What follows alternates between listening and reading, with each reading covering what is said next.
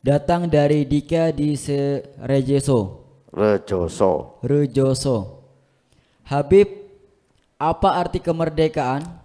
Sedangkan suara rakyat terus-menerus ditindas pemerintah dengan peraturan yang tidak masuk akal ini. Apakah boleh rakyat melawan pemerintah? Rejoso. Rejoso ini satu kecamatan di Pasuruan ya. Ya, karena saya pernah tinggal di Rejoso itu. Abah pernah tinggal di Rejoso beberapa tahun waktu itu di sana. Sebelum pindah di Gang Kiai Hamid, Jalan Nusantara, Pasuruan. Ala kulli hal. Ada hadis Nabi yang cukup panjang, hadisnya sahih. Alaikum bisam'i wa ta'ah. Hendaknya kamu harus tunduk dan patuh ya, kepada penguasa. Tunduk dan patuh selama tidak memerintah, menyuruh kita maksiat. Tunduk patuh. Sampai kapan ya Rasul? Batasannya mana ya Rasul? Nabi memberikan batasan. Wa in akhadha malak wa daraba dhahrak. Walaupun penguasa tadi mengambil hartamu dengan zalim. Mengambil hartamu dengan zalim. Dengan segala istilahnya kah? Apa itu istilahnya? Dan ditambah lagi oleh Nabi supaya tidak ada celah untuk kita memberontak penguasa yang sah. Wa daraba dhahrak. Walaupun mereka memukul punggungmu. Memukul kita, mendolimi kita, mengambil harta kita, memukul kita. Apa yang harus kita lakukan? Melawan? Enggak. Memberontak? Enggak. Demo? Enggak. Apa? Tunduk, patuh, taat. Ini perintah Nabi SAW. Ini ajaran agama kita. Kalau kita laksanakan, kita akan dapat pahala dari Allah. Kita melaksanakan perintah Nabi. Bukan kita takut. Bukan kita pengecut. Ini perintah Nabi. Untuk menghindari kekacauan negara. Penguasa yang zalim lebih baik daripada kehancuran suatu negara. Lebih baik penguasa zalim tapi aman daripada untuk merebut kekuasaan dengan demo, dengan kudeta sehingga hancur masyarakat ini. Seperti yang terjadi di negara-negara Arab, di Syria. Dengan alasan penguasa zalim, kudeta, hancur semua sekarang. Tidak ada penguasa yang benar dan tidak ada ekonomi yang baik, tidak ada keamanan, hancur. Masyarakat dihantui ketakutan. Maka untuk menghindari keadaan yang lebih parah, kita disuruh sabar oleh Nabi Shallallahu Alaihi Wasallam. Terima, taat, patuh, tunduk. Sampai kapan wahai Nabi? Batasannya apa? Walaupun mengambil hartamu dengan zalim dan memukul punggungmu dengan zalim. Dan ini yang dilakukan oleh ulama kita. Imam Syafi'i dizalimi, sabar. Imam Malik dizalimi, sabar. Abu Hanifah sampai meninggal di penjara, sabar. Imam Ahmad dipecut, dipukul, sabar. Dan demikian yang dilakukan oleh para salafun salihin. Mereka punya pengikut besar. Kalau memberontak pun mungkin menang. Karena di saat itu senjatanya sama-sama pedang, enggak seperti sekarang. Ya kan? Pemerintah, penguasa punya senjata, bom, tank, pesawat, ini itu. Rakyat enggak punya. Di saat itu senjatanya sama-sama pedang. Kalaupun memberontak, kemungkinan menang ada, mungkin besar, tapi enggak mau. Memilih sabar, patuh, taat. Didolimi dengan kedoliman yang luar biasa sabar, patuh, taat. Kenapa? Mereka lebih menjaga keamanan negeri. Ini yang mahal. Di zaman Yazid putra Muawiyah. Yazid dikenal orang yang fasik. Tapi dia memaksa dirinya jadi khalifah dari orang tuanya, sahabat Muawiyah.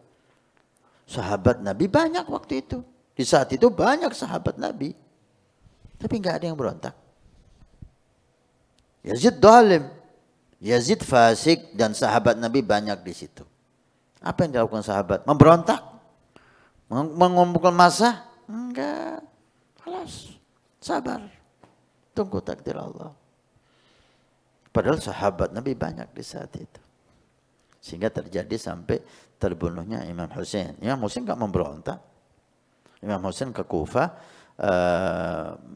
mengikuti permintaan pengikutnya yang mengaku-ngaku cinta kepada dia dengan cerita yang panjang. Alhasil mayoritas sahabat di saat itu semua sabar. Ada Abdullah bin Abbas, keluarga Nabi, bahar hadil ummah, lautan ilmu ummah, sabar. Demikian para ulama kita, para solihin kita. Kita nggak ngerti ajaran dari mana yang mengajak orang untuk kudeta ini dengan penguasa zalim, penguasa zalim, penguasa zalim. Kita diajarkan dengan penguasa zalim itu sabar, tetap patuh, tetap taat. Mohon sama Allah untuk dirubah. Kita berdoa. Melawannya dengan doa. Maka ada riwayat yang bagus ya. Karena kita ini kadang-kadang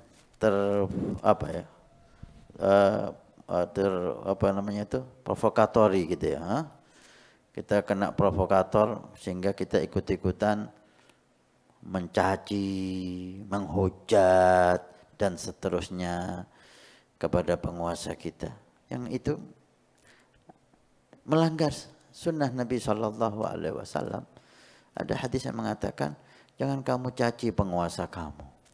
Jangan kamu caci penguasa kamu. Kenapa? Itu enggak menyelesaikan masalah.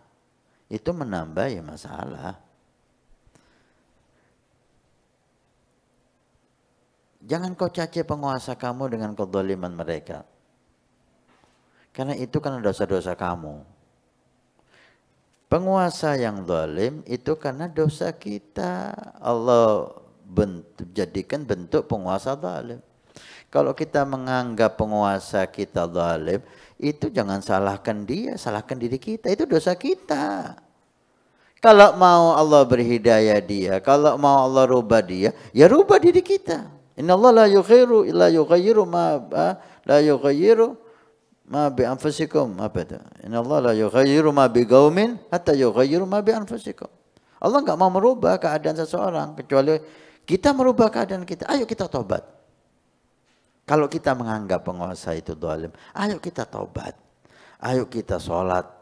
Ajak umat ini semuanya sholatnya jaga, maksiatnya jaga. Allah akan merubah penguasa.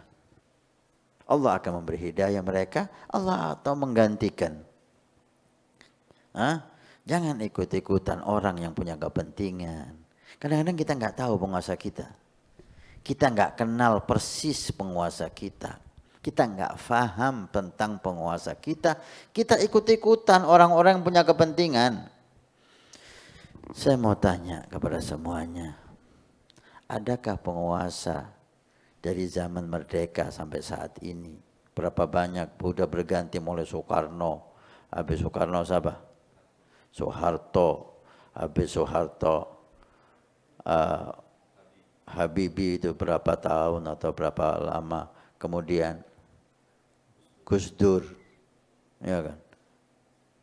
Habis Gus Dur, Megawati, habis Megawati, SBY, ya. Kemudian Jokowi, sekarang Prabowo. Adakah mereka yang selamat dari mulutnya orang-orang ini? Gak ada. Gak ada yang benar. Kenapa? Karena yang mencaci itu orang yang berkepentingan. Dia ingin jadi penguasa. Jadi dibeberkan kesalahan-kesalahan, namanya orang. Siapa yang nggak lepas dari salah? Dibeberkan kesalahan-kesalahannya untuk membuat suasana itu kacau. Dan sayangnya kita orang seperti saya dan Anda yang awam, nggak tahu persis keadaan, ikut-ikutan mencaci. Padahal kita nggak tahu apa yang terjadi. Kita dapat informasi dari YouTube, dari Facebook, dari ini, dari grup WA. Langsung kita seakan-akan melihat dengan mata kita sendiri. Kita caci maki. Kita terprovokasi dengan mereka yang punya kepentingan. Mereka duduk manis nunggu keadaan kacau. Inginnya mereka jadi penguasa. Udah inilah dunia. Udah jangan ikut-ikut berebut. Kalau saya punya nasihat. Udah nikmati hidup Anda dan keluarga Anda. Ini apakah kita tidak memperhatikan negeri kita?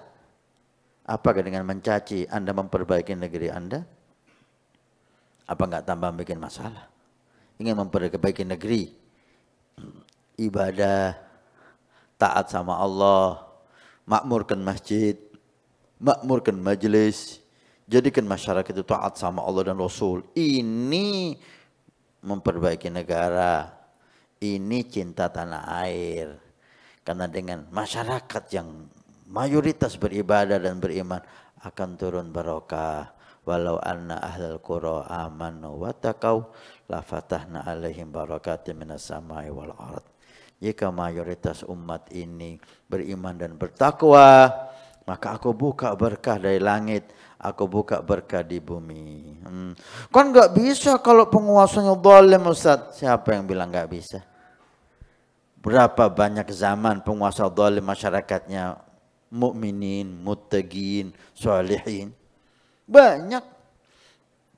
Jangan kita merubah penguasanya, baru merubah rakyatnya.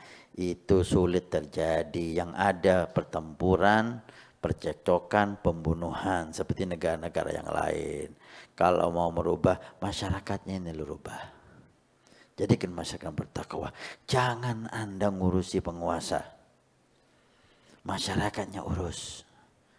Buat mereka sholat semuanya. Buat mereka takwa. Buat mereka ibadah.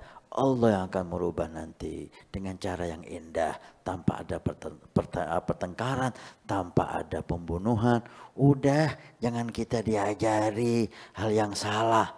Akhirnya terjadi seperti negara-negara. Ini di Arab sana, hancur, maunya membela negara, maunya mengganti penguasa yang zalim, akhirnya yang mengganti lebih zalim lagi.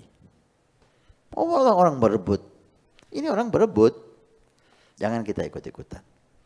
Dan nasihat untuk saya dan semua yang ingin memperbaiki negeri ini, masyarakat ini didik, masyarakat ini sadarkan agamanya, insya Allah yang akan merubah. Dan ini betul-betul teruji setiap zaman. Dengan kita konsentrasi dakwah ilallah di masyarakat, keadaan tenang, keadaan aman dan damai, keberkahan membuat Allah memberi hidayah penguasa atau mengganti dengan orang yang baik. Tapi cara yang dipakai oleh sebagian saudara kita dengan harus merubah penguasa terlebih dahulu, akhirnya yang terjadi kehancuran, kekacauan, dan tujuan tidak tercapai.